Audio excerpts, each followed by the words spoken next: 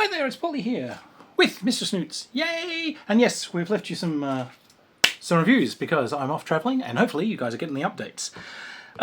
So I went to a games club here in Perth where someone introduced me to one hell of a board game. It's not a war game, which is great because we shouldn't be too focused on that because the game's the thing. This is called Flashpoint. Now, Flashpoint is a game of firefighting, and this is really clever. Fantastic piece of work. So, it's a boxed game, and the rules ain't too thick. But what we have is, we have a board, and that board is a house that is on fire. Well, actually, it's two houses on fire. There's two different sorts. There's an open plan house on one side, and there's a sort of a more closed plan on the other. Each of these has its special challenges. Now, what you do is, you the place is on fire, and you all play firefighters. You start at different areas outside the house, and you obviously come in through a door. Each character, you can choose a special power for them. There are different cards that you get which have firefighter powers. So, for instance, one can be a paramedic. What a paramedic does is, if you find a survivor in the fire, normally you have to carry them out, so you move at half speed. A paramedic can spend an action to bring one of these people to their feet so that you can exit a building with them at normal speed rather than half speed. There are firefighting specialists who get a bonus on just putting out flames. There are others that have better sensors and so on for picking up survivors, for finding out where they are. But what you do is pick your type of firefighter. You lay out the board. Now there is a fire, and the fire is marked with these little flame counters. Now on the other side of the flame counters is smoke. When the thing starts, you have several areas in the house that are on fire, and there are a number of these question mark counters, which are played question mark face up. They're randomized, varies from scenario to scenario. But on the other side, you can see some of these are just blank. So they were false. It wasn't a survivor at all. Some of them are people. Some of them are also cats and dogs and things. That's okay because saving Fido is important. You can also have some areas that are marked as hazardous material, and when the thing starts, you normally have all of the doors marked as closed. When it is your turn, each individual player, you get 4 actions. Now this is a cooperative game, which is, I love cooperative games. The idea is you've got to get 7 people rescued from the house. So when it's your turn, you have 4 actions. Those actions can be to move. They can be to open a door. You can attempt to put out a fire. You will put out a fire. Now, to turn a flame counter to a smoke counter is 1 action, and to turn a smoke counter to nothing, remove it, is another action. You can only do that to, it's on a square grid, so you can only do that to things that are on the flat face of the grid, so not diagonally.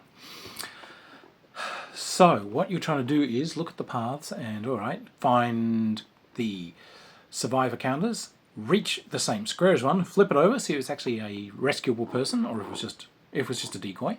If it is a person, well, you've got to move them out, but it takes 2 actions to move someone that is a survivor, that's carrying a survivor. So, alright, so you're going to move only 2 squares a turn to get out unless the paramedic has made them well.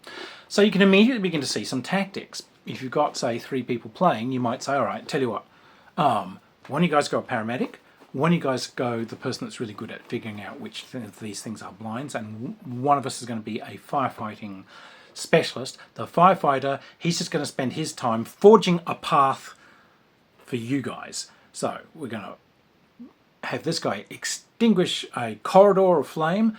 The sensor guy's going to go in, he's going to start spending his things to say, that one's false, these 2 are real. The paramedic's going to streak for one of the ones that's real. The other guy might decide to do that as well. And the firefighting guy is going to basically try and keep a corridor open for you to get out. Now, the building takes structural damage. You can hack holes through walls.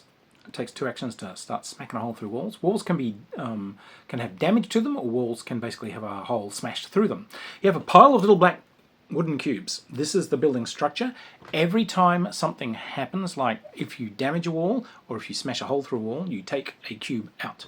When there are no cubes left, the building has collapsed and everyone in it's trapped in the flaming rubble. You lose. You get nothing. But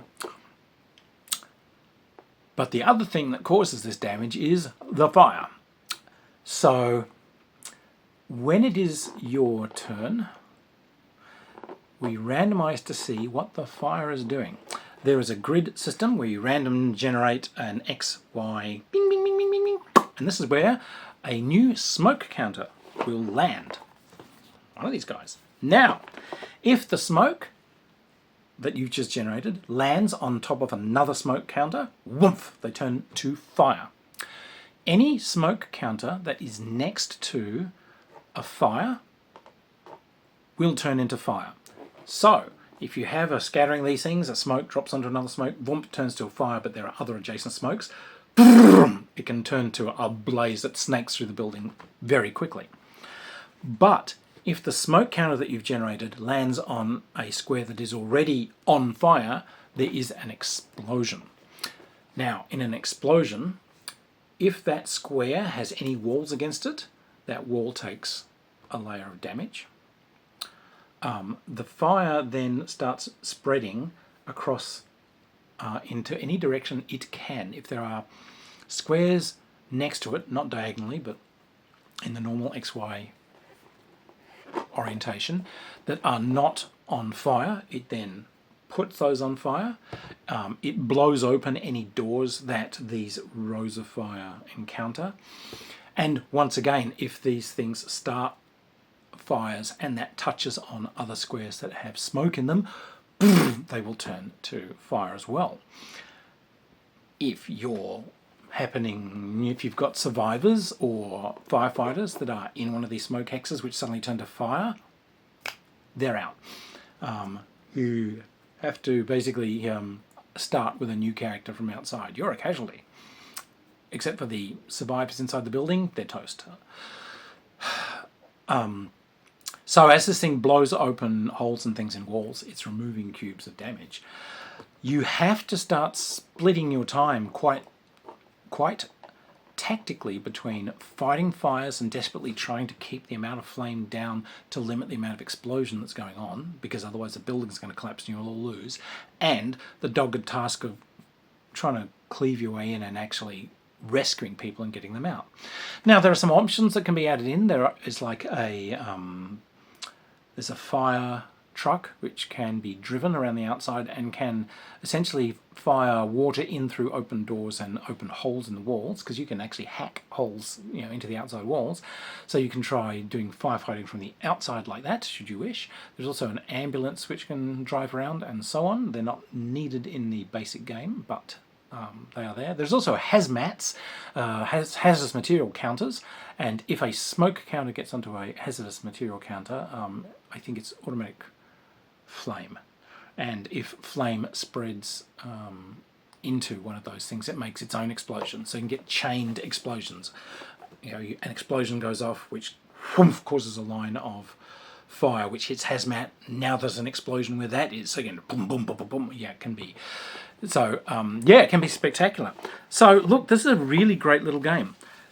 It's quite tactical as you're moving around trying to figure out, where I'm going to suppress fires. Do I risk hacking a hole through this wall? I think we need a direct route into this area, because otherwise we're going to have to take these long routes through, like, doors and so on, and time's a wasting. So let's risk the structure damage and get in there, choosing the different types of characters that you're going to have. It's a great little tactical game, and all about saving people. No one has to. No one gets killed. No one gets machine gunned. No one gets ostracized over a joke about a pound note.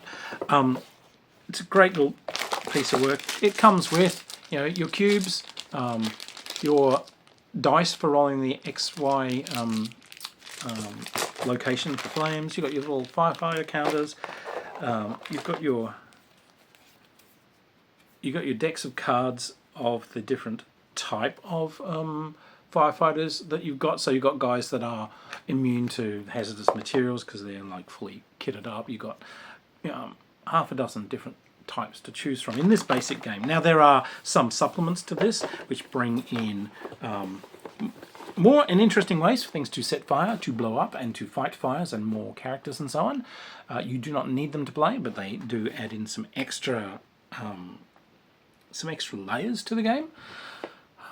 This is a great little piece of work.